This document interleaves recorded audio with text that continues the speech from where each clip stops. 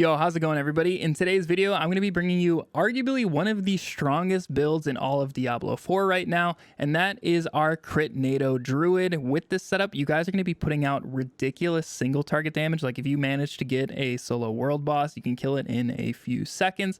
And on top of that, you guys are going to get really good survivability and also ridiculous ad clear on top of all of that. You guys are going to be flying through the enemies, and the bigger the hordes, the actual better it is for you. I will preface, the only downside of this build is this is going to be a very tough build to put together. You need very specific gear to make it work, and there's a couple that are just straight up mandatory, while the rest are pretty much essential on top of that. So it is a little tough to put together, but once you do, you guys are really going to feel all of that power come together. But otherwise, I stream almost every single day over on Twitch, so I'd love to see you guys over there. That's where we make all of these builds, and also hopefully you guys are subscribed to the channel for more D4 videos here coming very shortly, including more builds. But without further ado, let's go ahead and jump right into this build video. So with this build video, we're going to start off with our gear, because like I was saying, a lot of it is mandatory to have for this build to even function at all. So starting off with those items, we're going to be looking at our helmet, which is a unique, unfortunately, but this is the Tempest Roar. What it's going to allow us to do is maintain our spirit, but the big part here is our storm skills are now werewolf skills. So what this is going to allow us to do is cast our tornadoes and the rest of our storm skills while we're in our werewolf form, which is essentially going to be at all times because of this right here, where our Grizzly Rage is now going to shapeshift us into that werewolf, and we're going to gain movement speed. And the big part is spirit cost reduction, so you can spam even more tornadoes just over and over and over. And on top of that, we do get the maximum life for every kill, which is a big plus.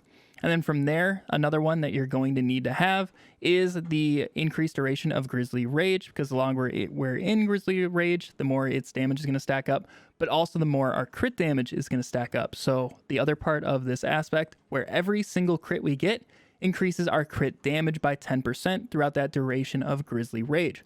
So with this one aspect, you can start seeing your crit damage stack to like 1200, 1500% and up, depending on how many hits you can land on the enemies, how many tornadoes you get off.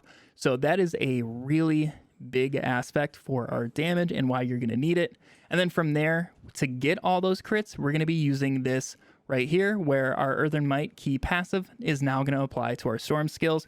So we can then get every single tornado tick to be a crit. And as you guys are spamming it over and over and over, since you're going to have essentially unlimited spirit, you're going to increase that crit damage by an insane amount and start dealing unreal amounts of damage. It is crazy once you guys get this stuff going about how much you're going to be able to do. And then from there, those are the main key things that you're going to need. Everything else you don't need for it to function, but the rest, like I said, is going to be very important. So from there, I like the Temerity just so we can get barrier. We're going to have a lot of healing coming in, so we're going to have a lot of barrier on top, and that's going to increase our damage with this aspect right here, where we get increased damage while that barrier is active. And then, like I said, we're going to be in that werewolf form at pretty much all times, so we're using the skill Debilitating Roar. So what this aspect right here is going to allow us to do is use that while we're in that werewolf form. And we're going to be poisoning a lot of enemies, so using that Debilitating Roar is going to immobilize them, which is going to be a damage bonus once we get to our skill tree. You guys will see that in a little bit. And then the tornadoes are really bad unless you have this aspect right here, where your tornadoes are going to seek targets, and that is going to be pretty much a must. Otherwise, you're really not going to hit anything or do any sort of damage. Now, our big damage aspect is going to be our core skills deal increased damage based on the amount of fortify you have. We're going to put that on the amulet so we can get to that up to 60% at its max roll. And you guys are always going to have max fortify with your Debilitating Roar and Grizzly Rage. So if you guys don't have max fortify, you're probably dead at that point. So this is always going to be active as long as you're alive, which is very huge. And then from there, the only other aspect that we are using is the stacking armor whenever you deal a form of damage. So we're doing a ton of ticks of damage as we're spamming these tornadoes. So this is going to stack up to that 100 very quickly, and you're going to get that 50% very, very easily. So let's quickly talk about our armor passives that we're going to be looking for, our armor and jewelry to be specific. So on your like gloves and rings and things, you're going to be looking for crit chance. Also on your gloves, just ranks to tornado, obviously. Attack speed is nice. The more tornadoes you can get out, the more damage you're going to end up putting and stacking up with this aspect over here. So that's why I have that. Otherwise, the other key passives that you're really going to be looking for, obviously besides the crit damages, crit chances, vulnerable damage that pretty much every build is running right now. On our Druid here, we're going to be running spirit cost reduction. That's a big one. And then also cooldown. That's going to be our other option. So on my amulet, I would like to change the damage reduction while fortified to cooldown.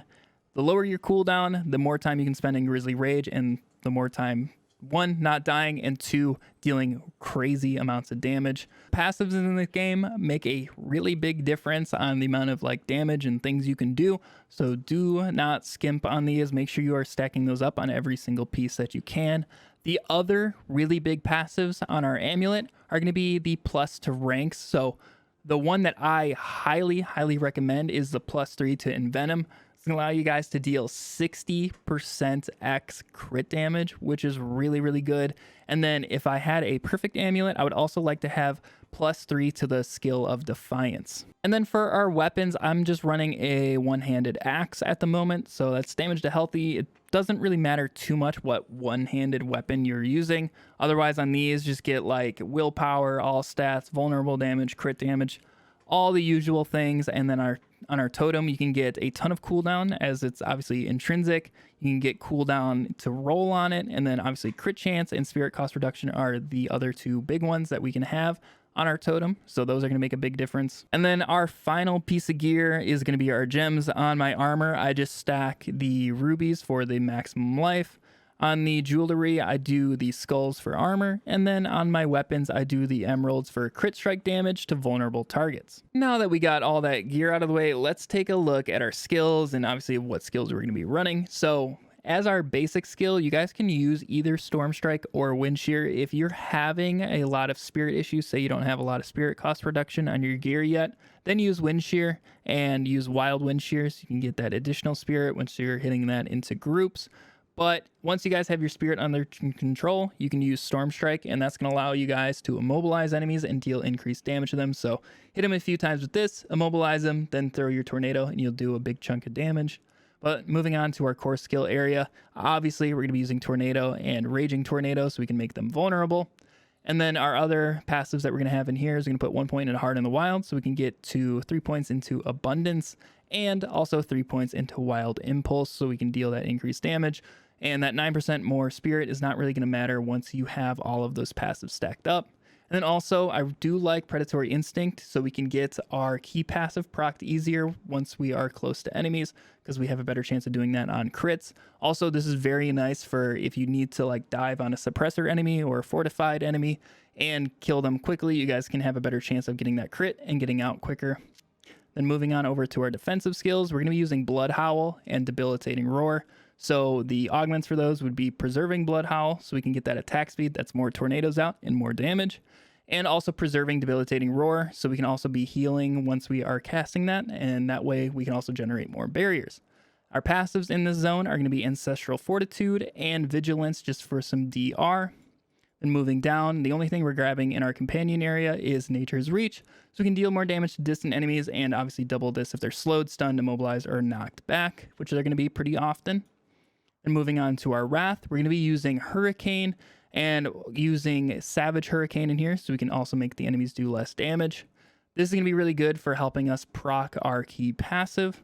And then our only other 2 points in this top area of here is Elemental Exposure, just so we have more chances of keeping that enemy vulnerable. And then we are using Neurotoxin, so we can slow the poison enemies, but that's the main part of this is so we can get to Toxic Claws.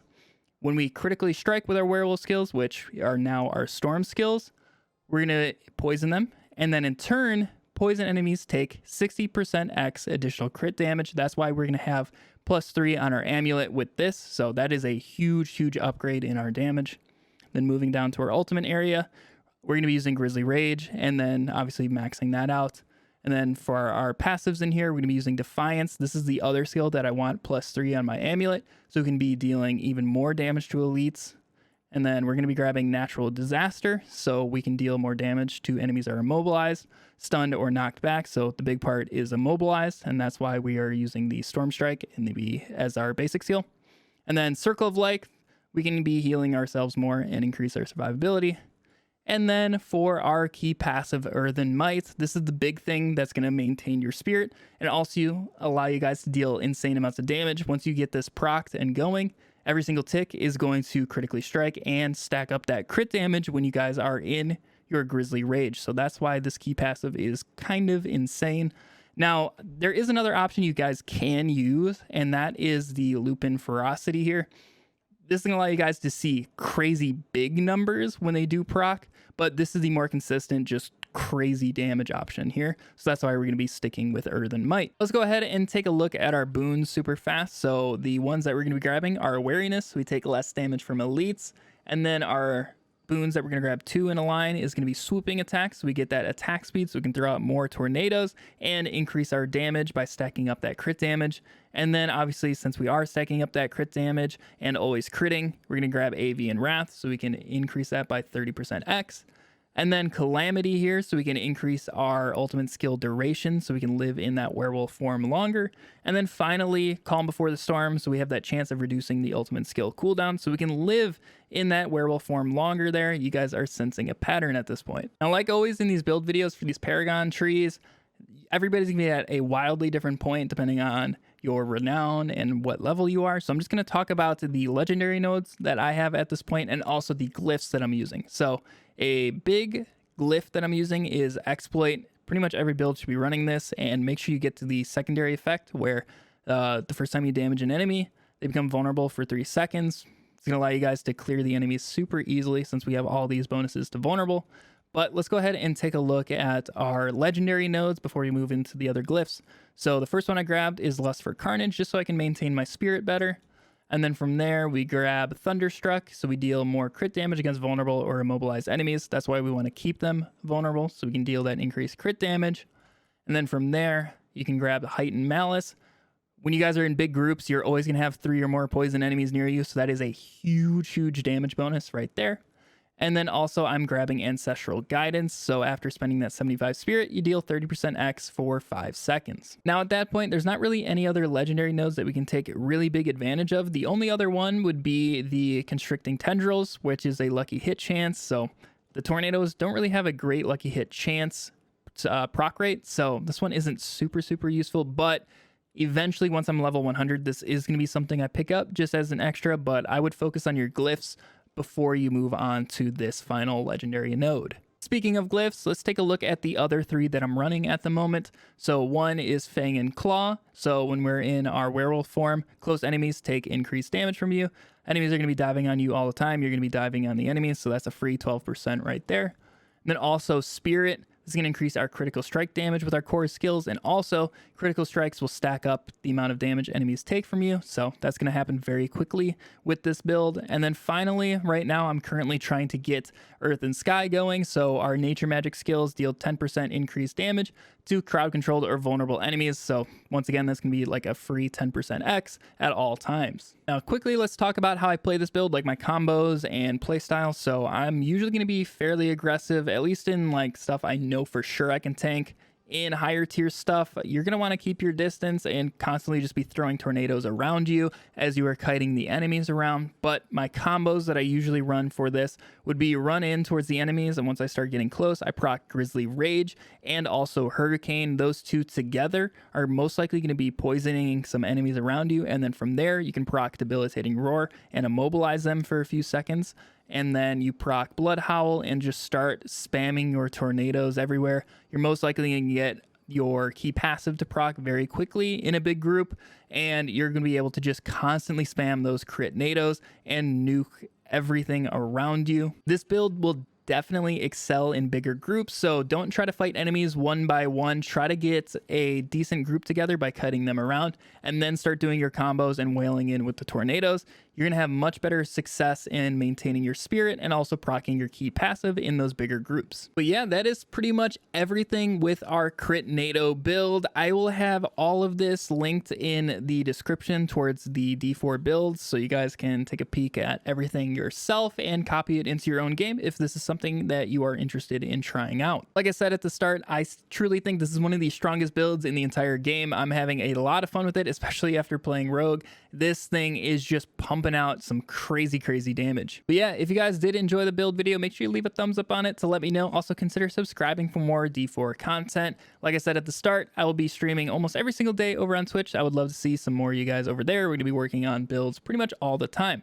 But anyways, thank you all for watching. I hope you all have a fantastic day, and I'll catch you in the next video. See ya.